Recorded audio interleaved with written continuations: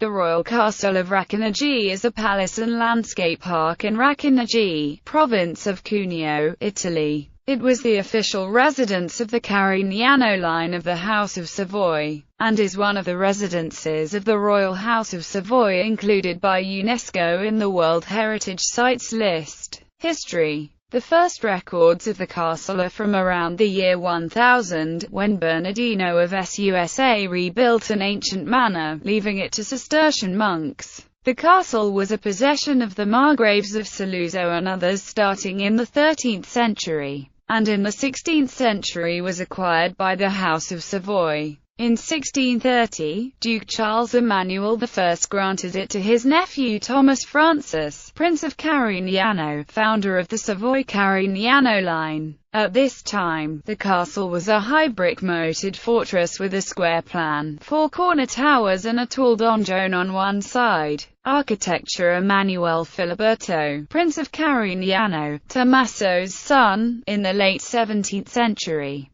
commissioned Guarino Guarini to transform the fortress into a pleasure residence. The architect erected the current central section where the court was, adding a pagoda-like roof. The 2 northern towers were replaced by pavilions with dome roof and square plan, provided with white marble lanterns. The gardens were also created. In the late 18th century, Ludovico Luigi Vittorio of Carignano ordered a renovation of the interiors, enlarging the 2 southern towers, adding stucco and other neoclassical decoration. He also commissioned a new entrance, with 4 Corinthian columns and a triangular fronton, and the great staircase. Charles Albert, a Carignano who eventually became King of Sardinia, further enlarged and embellished the castle to represent the splendor of the newly acquired reign. His court architect Ernesto Melano expanded the ancient square structure around the central section, added 2 side buildings connected to the facade pavilions, as well as another staircase on the southern side. Here the last king of Italy, Umberto II, was born in 1904, having received the castle as a wedding present in 1930. He proceeded to install in it the family gallery of some 3,000 paintings and historical documents regarding the Shroud of Turin. Landscape park. Emanuele Filiberto created a magnificent wide park in the Jardin à la Française style that opens for the castle's northwards view. It was designed by the renowned 17th century by the French landscape architect André Lenotre, known to him for designing the gardens of Versailles radiating from Château de Versailles. In the late 18th century the English landscape garden style was introduced.